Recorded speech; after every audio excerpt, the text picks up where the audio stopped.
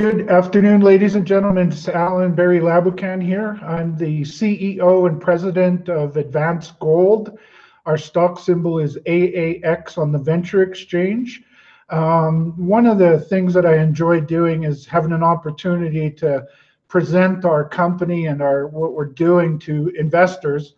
And the beauty of YouTube and online video is that I can do this to a wide range of people all over the world. So that's what we're going to do today. I'm going to go over our corporate presentation, which I just recently updated, and I'll get started with that right now. I'm going to do a screen share here, and we're going to be able to see I'll go through the presentation with you.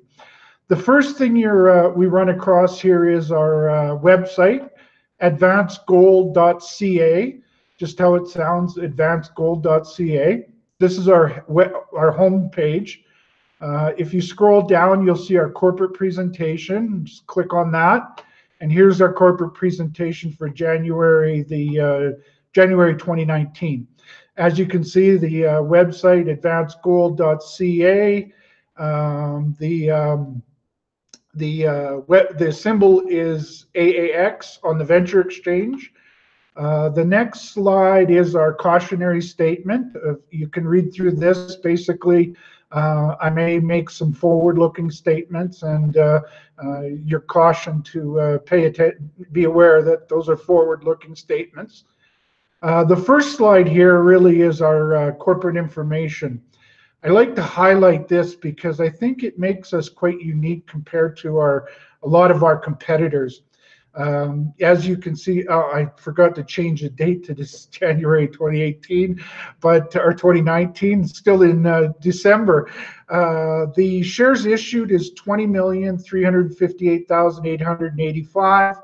We have warrants outstanding of approximately 5.5 million.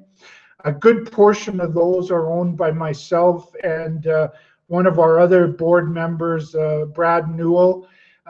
We own I personally have about 1.8 million of those warrants. The average price would be 8 cents on those warrants. So if we get some good movement, there's some funding to be had there. We don't have a lot of options, only 700,000 options. Insider ownership on a fully diluted basis is about 35%. As I said, the website is advancedgold.ca. Our key projects are primarily in Mexico. We do have one in Kenya that I'll talk about last. Our key project is the Tabasqueña Silver Project. Not far from it is the Venaditas project, and I'll go over that as well. First of all, let's start with Tabasqueña. Tabasqueña has historic silver production. It was done at the end of the 20th century by Panoles. They only mined in the oxide zone, so down to about 75 meters. And that's really important to point out in these epithermal vein systems. The oxide zone, we were really looking at going below that, and we found some good stuff when we did. The project is located in a very important mining district. The state of Zacatecas, Mexico, has produced 10% of the world's silver. We're about 70 miles from the Fresnillo area. Mag Silver is involved in the Fresnillo area. Fresnillo PLC is also involved there. They are the lowest cost producer of silver in the world, and that is primarily due to their mines over by Fresnillo. The Tabasqueña project is fully permitted for mining operations. It includes the explosives and tailings permits. It has paved road access. In fact, I live in the city, just outside the city of Zacatecas, Mexico. It's about a 35-minute drive on a paved road. In addition to paved road access, there's electrical power going through the project and to the headframe. As part of the deal when we got the Tabasqueña project, we're also very fortunate to get one of Mexico's most famous geologists, Senior Jose Parga. Senior Parga ran the geological survey for 30-some years, I think 32 years, practically every geologist in Mexico had to go through the geological survey in order to get their degrees. And so he's very well known, done a lot of research. I often say he literally wrote the book on mining in Zacatecas when he was with the Geological Survey. They wrote a book about mining in Zacatecas, and Senior Parga did most of the writing. In the first 7 holes that we drilled at below the historical production in the oxide zone, we hit a cluster of over 30 epithermal veins, and we have yet to drill deep enough to catch the boiling point. So that's an really important part about epithermal vein systems. I'll show you in the next slide here, a couple slides down. Here is the Google Earth image of the Tabasqueña project. Right here in the middle, you'll see this is a rhyolite dome, and over here is an important structural fault that goes from the Tabasqueña project all the way over to the Milagros mine, which is about 6 kilometers from our project. Right here in the middle, just to the side of that rhyolite dome, is where the head frame of the mine is. There was 2 head frames, actually, one here, and one up by the Tabasqueña mine portion. And we've done some drilling. You'll see this in the next slide. Here's the geology map with the drill holes. Again, this pink part is the rhyolite dome. Here's the new shaft, the old shaft. We drilled underneath the old, sort of in between the 2 shafts.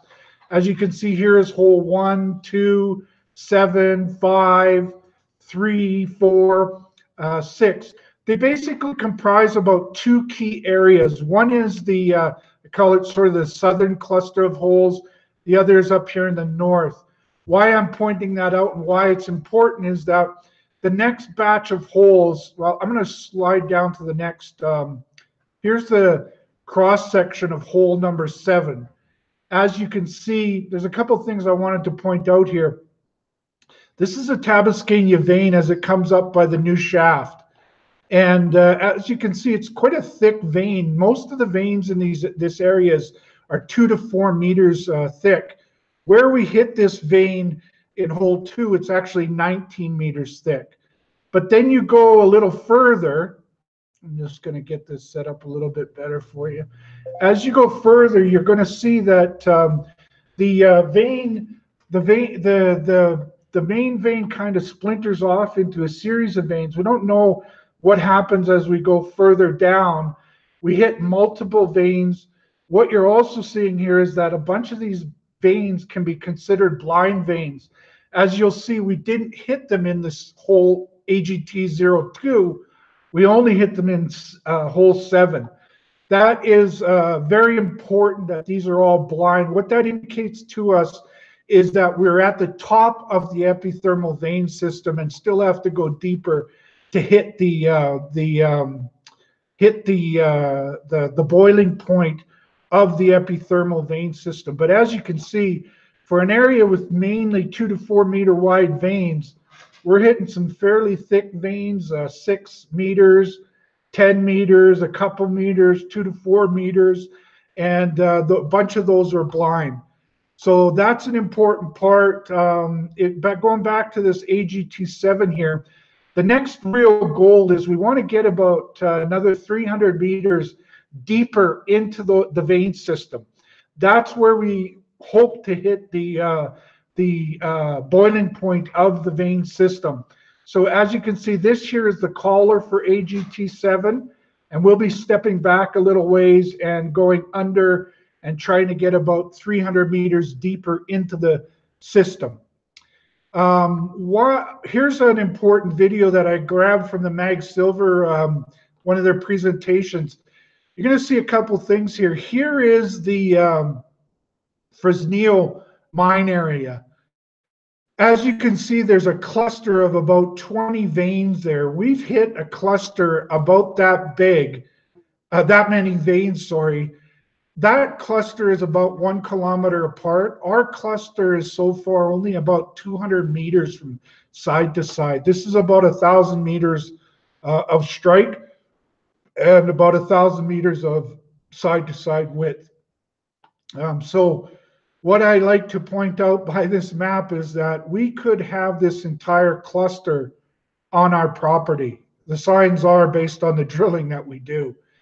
Some of these other mines here, the Fresnillo South East and the Saucedo area. This is where Fresnillo PLC that trades on the London Exchange has their mines, and that makes these veins make them the lowest cost producer in the world of silver. Here is the two big key veins of mag silver, the Juanicipio vein and the Valdecañas vein. They've drilled them off pretty good, and very exciting economics on those projects. If you take this vein system and you put it in between Valdecañas and Juanicipio, we could have the entire system all on our project. As you can see here, if these projected up to the surface, that's only about 200 meters wide, yet we've got all these veins packed into the system. So that's a very important asset for us, the Tabasqueña. Next big plan is to get drilling again. We're in the process of doing some financing to fund that. Why this area is so important is it's a low-cost area. The Fresnillo PLC is the lowest cost producer because the costs here are very, very modest. We've been able to acquire 100% ownership of two of our key projects, and that we put out 1 million shares for each, and yet we still have 25 million shares fully diluted, and we've done a 7-hole drill program of a couple thousand meters. I mean, basically, that would cost several $1,000,000 in Canada, where here we're looking at about $200,000 all-in costs for drilling the 7 holes that made the discovery and extended that discovery. I'm going to go back to this map here because we've kind of got two areas that I want to get deeper into the system. One is backing up from AGT-07. The other is getting back here from AGT-03. This is that big fault I was talking about, and it very well could be sort of the plumbing system for all these veins. So we really want to get on the other side of that fault and get underneath those veins. Another key project that we have is in Mexico. Actually, it's only about 11 miles along the same road that gets you to the Tabasqueña project, is the Veneditas project. It is well located. It's adjacent to Teck's San Nicolas VMS mine. It's in the state of Zacatecas, as I mentioned earlier, a very important state for mining, period, gold and silver, but the state where 10% of the world's silver ever has come from. Paved road access, power going through the claims, just like over at Tabasqueña. The Geological Survey of Mexico completed geophysics. I'm going to show you those shortly. There's a large geochemical anomaly beside a very large geophysical anomaly. The geochemical and geophysical anomalies are at a structural intersection, and it's drill ready.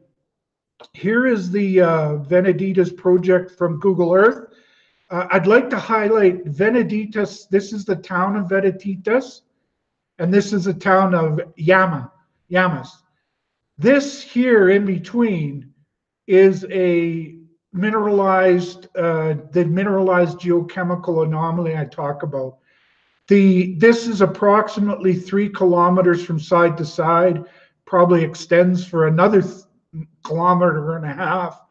Here's a big fault that I was talking about that comes right through there. This is the possible plumbing system that this mineralization came from. Right, the next map you'll see this is the Geological Survey of Mexico's geophysical survey. It is sort of closer, going back to that town of Llamas. As you can see, it's right underneath there and goes over for about 1,500 meters, probably 2,000 meters from top to bottom. And there is the road that you can actually see right here. So that's the road. There's the town of Yamas. The anomaly extends from about around where I'm circling right now, an oblong kind of void there, and a very big geophysical anomaly associated with a structural intersection and a big geochemical anomaly. Our third project is our Kenya project. It is well located in the Loranda corridor of West Kenya. The Loranda corridor is something that Acacia Mining, who is the parent company is Barrick Gold. Barrick Gold owns 64% of Acacia Mining. Acacia is our partner on the Kenya projects. They own a little over 85%. We own about 14.5%. Once advanced gold is diluted down to 10%, it automatically converts into a 3% NSR with no first rights of refusal to Acacia. As a partner, both Acacia and ourselves have a first right of refusal if either party wanted to sell their interest in the Kenya project. But once it's an NSR, we're free to sell that to anybody. The joint venture is next to Acacia's 100% owned claims. Just on the other side of the claim boundary, they have a published resource of 1.2 million ounces of gold, an average grade of 12 grams per ton. Very attractive. They've done a significant amount of work, but it looks like in order to get that, up to a Barrick size, 3 to 5 million ounces sort of thing, they would need to come onto our property to sort of build that up to Barrick size. Now, Barrick's recently merged with Randgold, or bought Randgold. One of their key things of Randgold is they like to mine for profit. At 12 grams per ton, there's not a lot of 12-gram gold resources out there these days. We feel that the joint venture claim is a key target to expand the Acacia resource based on the structure, the Loranda corridor, the geochemical analysis, and the limited drilling that returns some of the highest grades from the area come from the joint venture ground. So we're quite optimistic about our various options. We could sell our interest in that project. We could wait until we're diluted down to a 3% NSR. They need to spend about another $180,000 Canadian in order to dilute us down to a 3% NSR. There is a lot of streaming and royalty companies out there that there isn't enough royalty opportunities out there for them. So we think that this is a very attractive asset. And at the moment, we're looking at the option to sell it. What we're waiting on right now is since the new government came in Kenya, they want all the companies to renew their licenses. We're well into that process. We're hoping to hear January sometime that we've got the new licenses, and then we can look more closely at our various different options to sell, keep participating, see what we want to do with that project. Here's a couple slides on the management. I'm the president and CEO, as I mentioned.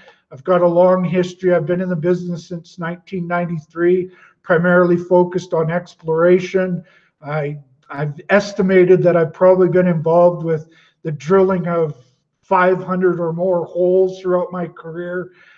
Exploration has always been my focus. At one time, I worked for the largest geological consulting firm in British Columbia, in Vancouver. I've had some fantastic mentors in geology, geochemistry, geophysics, and as I said, I'm a very experienced explorationist. Jim Gillis is the chairman of the board. He's the one who came to me and asked if I wanted to run the company. And we've done the addition of the Mexican projects since I've taken over about 2 years ago now. Brad Newell is one of my best friends. He's a well-known entrepreneur in the Vancouver area. He's part of his family owns the large King of Floors flooring company. They also own a popular golf course. He is a very smart businessman. We've been golfing buddies since we were kids, and Brad is a big shareholder. He owns almost 18% or 20% of the company on a fully diluted basis. Jeff Ackert is a part of the team as well, a PGO, lots of experience in Africa, all over the world. Ali Fawaz is a director. He's been around with a lot of experience in Africa as well. Duke Greenstein is an independent director and a well-experienced businessman, has lots of experience in negotiations.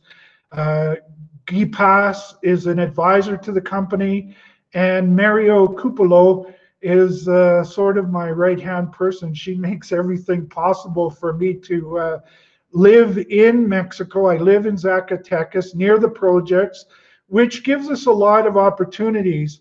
And but being out of Vancouver, where the company is based, it does add some challenges. And Mary and our lawyers up in Vancouver are crucial to me being able to run the company, and she's a very important part of our team as well.